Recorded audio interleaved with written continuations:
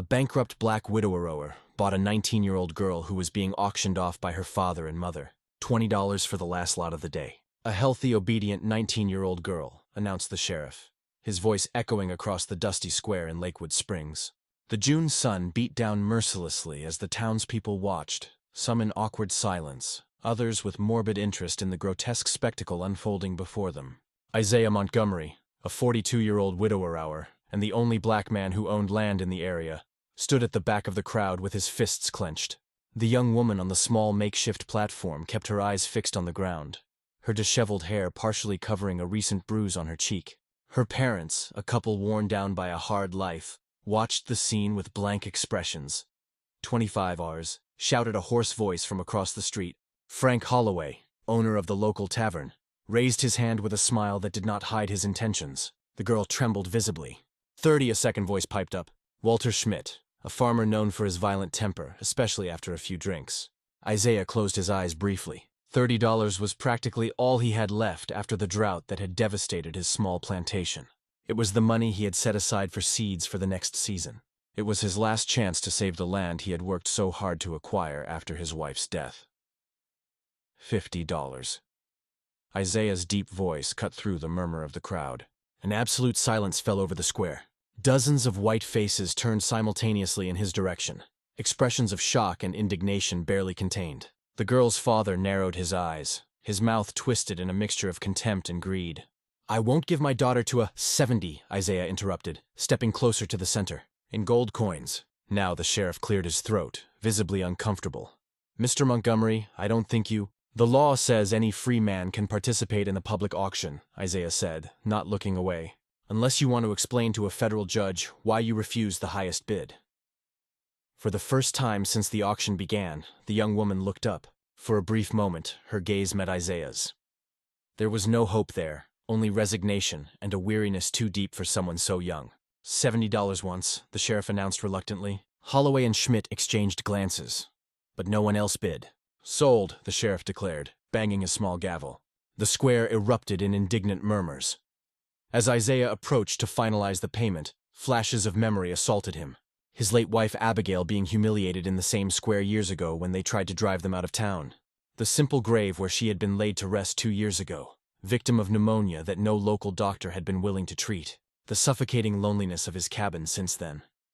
The young woman stepped down from the platform with hesitant steps. Up close, Isaiah could see other older bruises on her arms. She kept her eyes down as if she had learned the hard way that looking up meant punishment. "What is your name?" he asked, keeping a respectful distance. "Sarah," she replied in a whisper that was almost inaudible. "Sarah Collins." Isaiah nodded. "I'm Isaiah Montgomery." "I know who you are," she replied, surprising him. "Everyone does." As they began to walk away from the square, the murmurs of the crowd grew louder. Good God, they sold the girl to a black man. This won't end well. Someone should do something. Isaiah felt the weight of hostile glances like knives in his back. Sarah walked a step behind him as if she had been trained to do so. As they passed the tavern, Frank Holloway spat on the ground. $70 is a high price for something you won't be able to keep for long, Montgomery. He taunted loud enough for everyone to hear. Isaiah didn't respond. He continued walking toward the wagon parked at the edge of town where his old horse waited patiently. As he helped Sarah climb up, he noticed that she was trembling, not from fear of him, but from something worse, the expectation of what was to come based on everything she had already endured. "I won't hurt you," he said, low enough that only she could hear. "You have my word." For the first time, she looked him directly in the eye. His eyes reflected not only pain but a spark of something Isaiah recognized immediately. The same quiet determination that had kept him alive in a world that wanted him dead. "Why?" she asked simply. Isaiah didn't answer right away. He started the wagon before saying, "Because I know what it's like to be treated like a commodity." As the wagon pulled away from the town under the hostile gaze of the residents, no one noticed the small metal object Sarah hid inside her worn shoe, nor the glance she exchanged briefly with a figure in the shadows. There was much more to this silent young woman than anyone could have imagined. Something that would forever change the fate of Lakewood Springs. If stories of injustice, prejudice, and unlikely courage touch your heart, be sure to sign up to find out how Sarah's apparent desperation and Isaiah's risky compassion will spark a revolution that no one in that town will ever forget. Isaiah's cabin was 6 miles from town, isolated among parched fields and a small oak forest. By the time they arrived, the sun had set, plunging the landscape into blue shadows. Sarah silently surveyed the property. The modest but well-maintained structure, the small barn, the stone well surrounded by a garden ravaged by drought. "This is it," Isaiah said, climbing down from the wagon. "It's not much, but it's mine. No one will bother you here." Sarah remained motionless on the wagon, her eyes calculating distances, assessing escape routes like a cornered animal.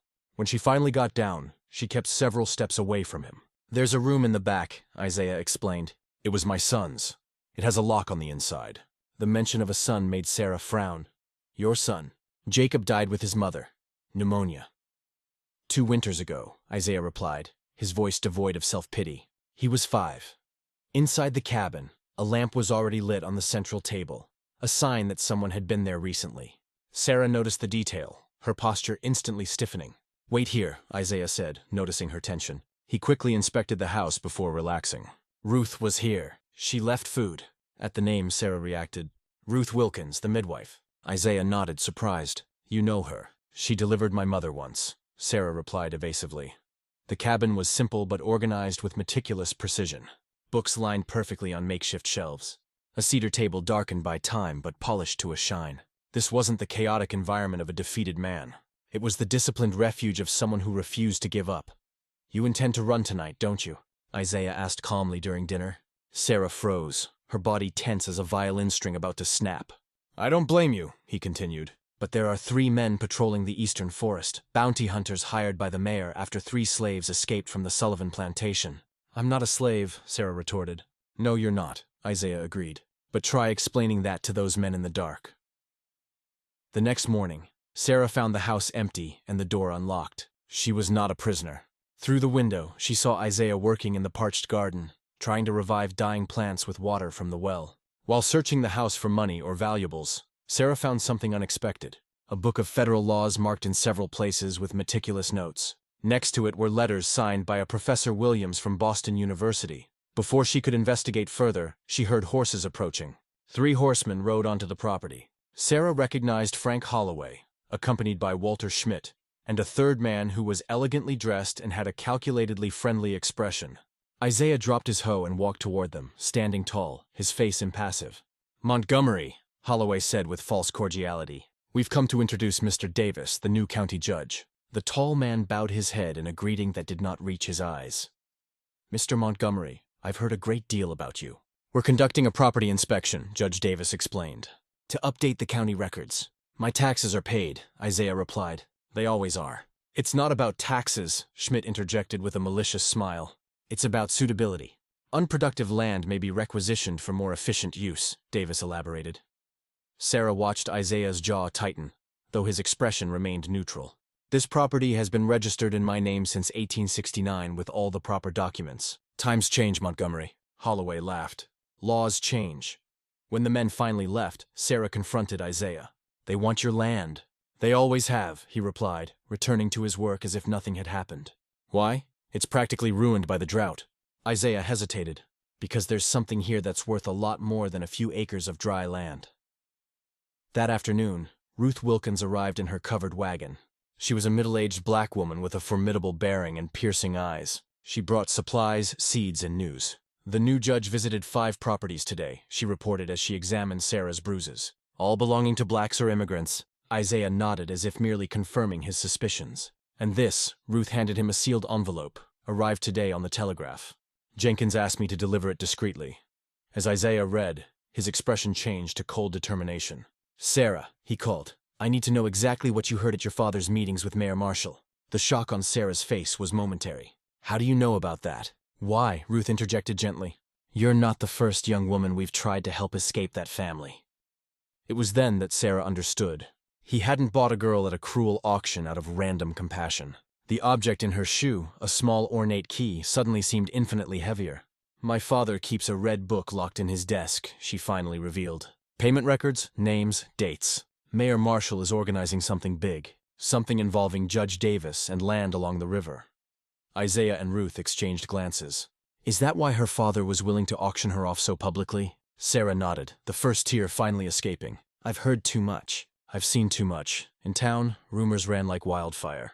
About the black man who dared to buy a white girl. about suspicious nighttime visitors to his property, about the proximity of the railroad line that would connect the county to the newly discovered mines. No one noticed the little red book missing from Mr. Collins's house, or the coded messages sent by telegraph late at night. What the powerful people of Lakewood Springs didn't know was that sometimes those considered invisible are the ones who can see best, and that the rail revolution begins not with screams, but with whispers in the shadows and plans woven by hands that have nothing to lose, only a future to claim. For days after Judge Davis's visit, an unexpected storm broke over Lakewood Springs. No one noticed the small figure moving around the back of the town hall during the chaos, a dark cloak protecting her from prying eyes. Sarah Collins, whom everyone assumed was confined as Isaiah Montgomery's property, had infiltrated the heart of local power. The key in her shoe, stolen from her father's desk weeks earlier, finally found its purpose in the mayor's office. Meanwhile, Isaiah entered the telegraph office completely soaked. Jenkins, the operator with quiet sympathies for the marginalized, merely nodded. "The wire is open to Boston," he said quietly, leaving Isaiah alone with the machine. The next morning, the sun shone mercilessly. Mayor Marshall, Judge Davis, and 3 wealthy farmers gathered at Holloway's Tavern, visibly tense. "What do you mean disappeared?" hissed the mayor, pale as a ghost. "Documents don't just disappear." "The cabinet was locked," replied the judge, nervously tugging at his tie. "No one but you has the key." Frank Holloway poured another round of whiskey. "What about the black man, Montgomery?" "I always knew that guy was trouble." "Impossible," Marshall dismissed. "He would never enter City Hall unnoticed." What neither of them knew was that at that very moment, 6 copies of the stolen documents were being posted at the entrances to the church, the market, and City Hall. Ruth Wilkins, with a calm demeanor of someone performing everyday tasks, was posting the papers that would expose the conspiracy, a scheme to expropriate strategic land before the official announcement of the railroad. When the church bells rang 10 a special train arrived at the small station. 3 men in impeccable suits stepped off. A representative of the Continental Railroad Company, a federal officer from the Department of the Interior, and a reporter from the Boston Globe. They were greeted by Isaiah, who led them down Main Street, where a crowd was already gathering around the pamphlets. The buzz grew as ordinary citizens discovered the magnitude of the corruption documented in Collins' Red Book.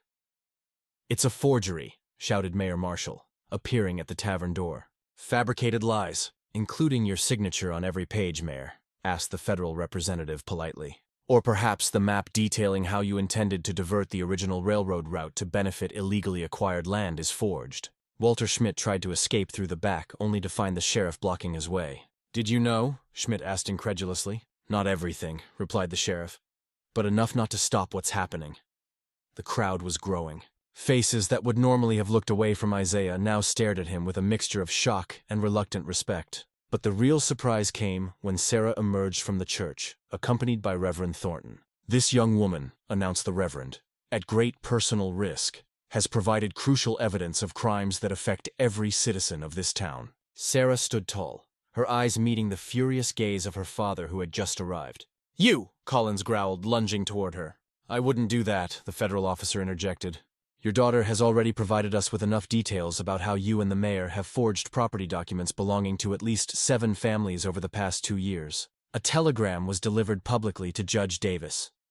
The Massachusetts Bar Association has a keen interest in discovering how a man expelled for judicial misconduct is now serving as a judge in another state," the reporter noted. "You can't do this," the mayor hissed, looking frantically around. "This town belongs to me." "Belonged," corrected the railroad representative. "The Continental Company is particularly interested in finding out how our confidential plans were leaked prematurely. The chaos that ensued was meticulously documented." The mayor's failed escape attempt. Holloway's desperate confession. Collins' angry cries as officers confiscated the Red Book from her home. The most extraordinary moment came when Sarah confronted her father publicly. "You sold me," she declared without flinching. "As if I were less than human, just as you sold the dignity of this town." Collins, cornered, revealed the extent of his cruelty. "What did you expect? Your mother ran away because she couldn't bear to look at you, the living reminder of our mistake. You were never worth the air you breathed." The silence that followed was broken by Isaiah's calm voice. "Every person in this square is worth exactly the same, Mr. Collins. This is the truth you tried to bury, that there is no price on human dignity." As the conspirators were taken into custody, the turmoil only grew. Some demanded immediate justice. Others, including some who would once have despised Isaiah, now sought to associate themselves with a moral victory. Few noticed the quiet conversation between the railroad representative and Isaiah, or how the federal officer carefully examined Montgomery's land deeds. No one noticed the glance exchanged between Ruth and Sarah when the reporter asked to interview them. The town had been shaken to its foundations, but one question remained in the air, whispered in the corners of the square as the crowd dispersed. How had a black man and a young woman who had been sold managed not only to survive, but to defeat the powerful men who controlled every aspect of that society? The answer was written in the papers on display, in the letters exchanged with Boston, and in the plan that had begun long before the auction. A plan whose seeds had been planted years earlier, when a college professor met a former slave determined to change the world one letter at a time. Months after the day that changed Lakewood Springs forever, the sun rose over a transformed town. The railroad station, once just a project used for manipulation, now stood real and imposing on the edge of Isaiah Montgomery's property. His land, far from being confiscated, had become the center of the new commercial route, a decision made by the Continental Company after discovering that the original route proposed by Mayor Marshall would cross unstable land. Isaiah's modest cabin now shared space with a school. What began as makeshift lessons for 3 black children rejected by the city's educational system quickly turned into an institution that attracted families from neighboring communities. Sarah Collins, or rather Sarah Montgomery, as she was now known after a simple wedding ceremony performed by Reverend Thornton, ran the classes with the same quiet determination that had brought down an empire of corruption. "I never imagined I'd be teaching," she remarked one afternoon, watching the 20 students, black, white, and immigrant, under the large tree that served as their classroom on hot days. "I was always the girl who could barely lift her eyes when someone spoke to her." Isaiah, who was building new tables for the main room, smiled. "I always knew you had fire inside you. You just needed air to breathe." Former Mayor Marshall was serving time in the state penitentiary, convicted of fraud and extortion. Judge Davis, unmasked, had fled in the middle of the night, but rumors said he had been arrested in Chicago under a false name. Frank Holloway had lost his tavern to creditors and now worked as a longshoreman on a distant river. As for Sarah's father, Collins, public humiliation had led to a decline that turned him into a shadow of the man he once was, now living on favors, a pathetic figure whom everyone avoided.